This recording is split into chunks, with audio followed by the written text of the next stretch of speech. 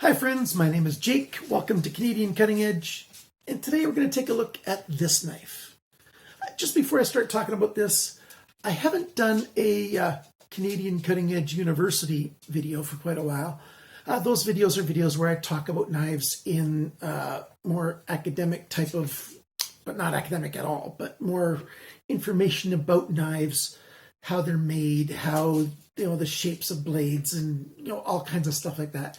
And I was going to be doing a video on bluing a blade steel and, getting rid of rust and stuff like that. And I recorded a bunch of video footage for that, and none of it turned out well enough to turn into a video.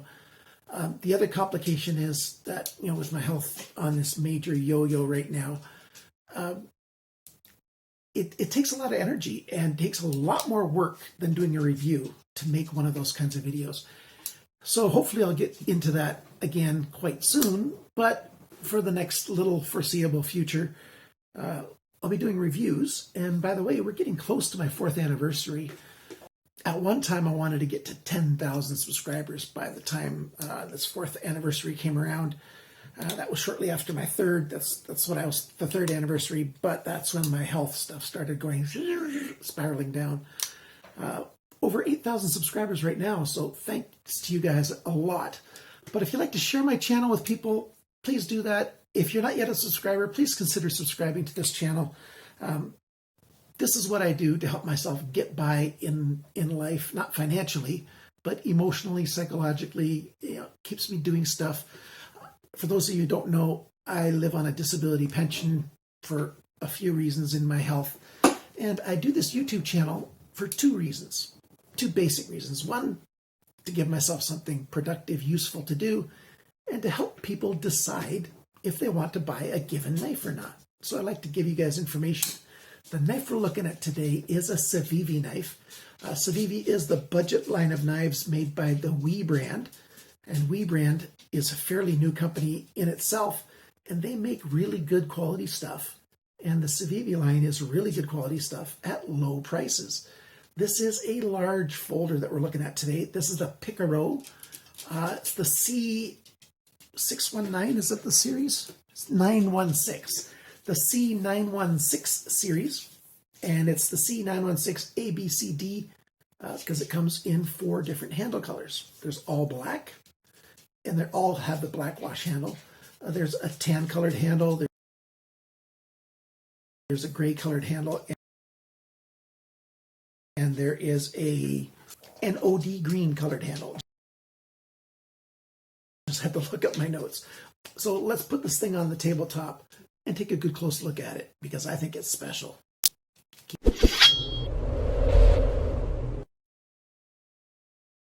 I've tried a number of different backgrounds, and amazingly, this dark gray background works best to be able to see the features of this knife. I've tried orange or blue and different color backgrounds just today to try to get this video to look good, but I've settled back on the same foam background that I use. Time for me to see what Bandit's up to. So this knife is the CIVIVI Picaro. This is a large knife. It's not a small knife by any stretch. My most recent video before this was also a large knife like this. This guy's a thumb stud deployment knife, and let's see how big it is compared to the Ontario Rat. If we line up those pivot points, you can see it comes out further here, it comes out further here. So it's bigger than an Ontario Rat 1, but it's lighter. It's just over 4 ounces, 4.05 ounces for this knife. I'll give all the specs later on in the video. For now, the only writing on the knife itself is a tiny little D2 right there. We've got a hollow grind.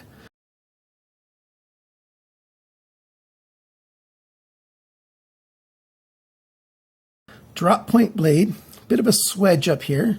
Thumb studs in here, some jimping on a thumb riser. We've got a nice belly on the blade. This hollow grind, the way it comes up, creates a fairly good point here for puncturing if you need to do that. And then you've got that thin hollow grind here, which makes it a great cutting knife forward choil there for your finger when you want to sneak up to make it feel like a smaller knife, or you can grab it back here when you need a longer grip. And just about every kind of grip you could possibly want is very comfortable on this knife, and that's a great thing. You know, even a pinch grip up here, the thumb studs don't really get in the way. You could use this hole to deploy blades like LTK over at Love Them Knives can do, but I just don't have that skill. I've done it occasionally to be able to flip a knife open that way, and you know, it just doesn't work for me. But the thumb studs, great. And the smooth action on here, you got to think it's got some great ceramic ball bearings. But nope, it's got 2 phosphor bronze washers on. And they're just optimized very well. Very good smooth action. Alignment when it's closed is pretty close to perfect. Lockup is exactly what I want a brand new knife to be at when it locks up. No blade play side to side, up and down. It's got a nice, good hold on it. Some jimping on the lock release, which makes it very easy to operate, to open and close the knife with one hand. Really like that. We've got texture on the side of the blade handle. The G10 has got a really good texture to it. And then each of the edges is chamfered to a fair degree, and that's also got little milling of some lines in it. Let's take a close-up look at this. So there you can see it. The handle is very comfortable indeed. The body screws are inset, which is a beautiful thing. We've got holes here for right and left pocket clip, a nice lanyard hole. I would have liked at least initially I thought I would have liked the outside screw, body screw, and the one hole to be for the pocket clip. But the pocket clip does come out back far enough that just barely any of the handle is visible when it's in a pocket. So that's not a problem at all. The screws on the pocket clip here are inset, which is a really good thing, so that your pants don't get caught up on them. You've got some holes in here to make it lose weight, and you've got a fold over tip on the lip of the pocket clip, which leaves a flat edge so it doesn't get hot in the hand. Let's take a look at how this works with pants. So you go to put it in your pocket, it rides over very well and slides in. So it rides over that edge. It is a bit of a sharp step down, so if you're not pushing properly, it might want to stop there for a brief second, but it just slides in. And like I said, you just have a barely bit of the knife sticking out. Works very well, holds on very well. And I like that it's right and left. Now, the thumb stud's got a fair bit of room to get at it on the right side. The left side, because the liner lock arm there gets in the way, but you can still get at it like I already showed you. And open the knife really easily using the thumb studs with the left hand. Not a problem at all. Like I said before, all 4 of the knives have the black wash, the black acid wash, kind of black stone wash, whatever you want to call it, this look on the blade. And then you get those different colored handle scales. I would have liked the liners to have been blackened on this one as well, on this D version, just to make it all blacked out. That would be a really good look. Got lots of skeletonizing in there, open pillar construction, nice big stop pin. And by the way, those pillars are not quite the typical hourglass shape, but it's quite similar to the typical hourglass shape.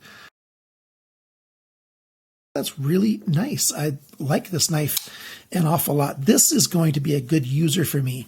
I really like hollow grinds because as you sharpen the knife, the thinness behind the grind stays thin for a much longer period of wear, many more sharpenings than it does on a typical flat grind. Because on a flat grind, every time you sharpen it, if this is the cutting edge, you come down this way and it gets thicker and thicker and thicker behind the grind. Whereas a hollow grind is, and I can't curve my hands quite that way, sort of like this, I guess. And it stays thin and thin and thin until you get up to, on this one, right about where my fingernail is now. And then it starts getting thick quickly, sort of like a flat grind does, a flat or a saber grind. So this knife I really like. I wish more and more manufacturers would do flat grinds. But what CIVIVI did here is they decided not to do everything that has been popular in the last 2.5 years. What has not been popular is hollow grinds, so they did that. Thumb studs have not been popular for the last 2.5 years, so they did that. And washers instead of ball bearings have not been popular, so they did that. And they made, at a budget price, an awesome knife. Those things that have not been popular are very good things. And they did a superb job on this Picaro. And I hope they have lots of sales success on this knife. It's not super new. It's been out for several months, probably half a year, maybe even more. But I love this knife. I like that they put very little writing on it. As I said before, they've just got the C there. And then the D2 there. Beautiful, beautiful knife. So let us take this knife apart now and see what it looks like on the inside.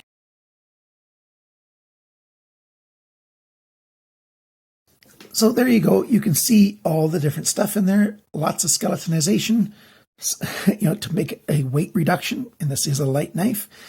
The body screws, pocket clips, a lot of weight reduction there. And like I said before, there's one phosphor bronze screw there, washer, and one on this side.